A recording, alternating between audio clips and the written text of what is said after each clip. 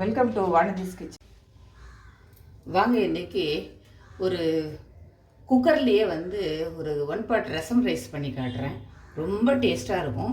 இதை சாத்தமுதுன்னு சொல்லுவாங்க. பொதுவாக நாம் புரியாது நிறைய பேருக்கு அப்படின்றதுனால நான் இது ரசம் சாதம்னு சொல்கிறேன்.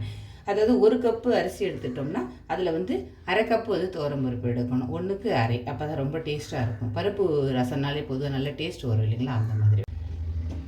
அடுப்பில் குக்கர் போட்டிருக்கேன். நான் அரிசியை பருப்பு ஊற வச்சதை சேர்த்துடுறேன். இதை சேர்த்துட்டு இதில் ஒரு சின்ன நெல்லிக்காய் அளவு புளி கரைசலை இதில் புளி கரைசல் விட்டால் அரிசி வேகுமா அப்படின்னு பயப்படவே வேண்டாம். ஒரு 3 தக்காளியை சின்ன தக்காளி தான் 3 இதில் அப்படியே மேஷ் பண்ணி விட்டுறேன். இதை போட்டு மஞ்சள் பொடியும் கொஞ்சம் பெருங்காய பொடியும் போட்டு 1க்கு 4 இல்லை 5 கூட தண்ணி வைக்கலாம். வச்சு இதை வேக வச்சுட்டு காட்டுறேன். மஞ்சள் பொடி போட்டுட்டேன், கொஞ்சம் போல் பெருங்காயம் போட்டுடுறேன். பெருங்காயம் கொஞ்சம் தாராளமாக போடுங்க, நல்ல வாசனையாக சூப்பராக இருக்கும். ரசத்துக்கு ஒரு பொடி ஒன்று ரெடி பண்ணிக்கலாம். ஒரு 1/2 ஸ்பூன் வெந்தயம் போடுறேன். வெந்தயத்தை மாத்திரம் தனியாக பொடி இப்போ வறுத்துக்கோங்க. வெந்தயம் வறுபடலினாலும் கசக்கும், ரொம்ப வறுபட்டுருச்சுனாலும் கசக்கும். அதனால் அதை மாத்திரம் கொஞ்சம் தனியாக வறுத்து எடுத்துக்கலாம்.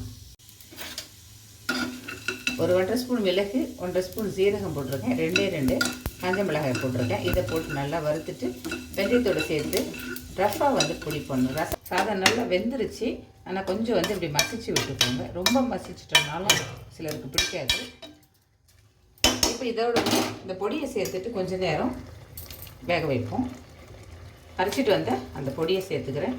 நான் போட்டிருக்க அந்த அளவுக்கு நான் சொன்ன இந்த பொடி முழுக்க போட்டுவிடுங்க. சாதத்துக்கு தேவையான உப்பு போட்டுக்கிறேன். கொத்தமல்லி போடுங்க, நிறைய கொத்தமல்லி போடுங்க, ரொம்ப நல்லாயிருக்கும்.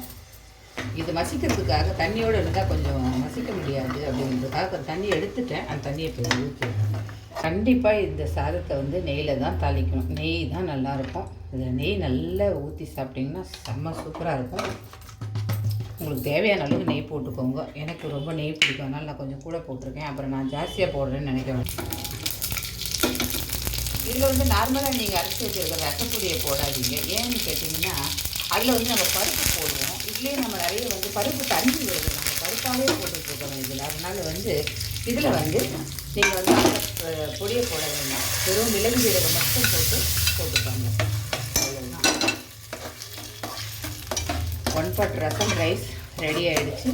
ட்ரை பண்ணி பாருங்கள், குழந்தைங்களுக்கு கூட கொடுக்கலாம். ட்ரை பண்ணி பாருங்கள். பிடிச்சதா லைக் பண்ணுங்கள், ஷேர் பண்ணுங்கள், உங்களோட வேல்யூபிள் கமெண்ட்ஸை கொடுங்க. நன்றி, வணக்கம்.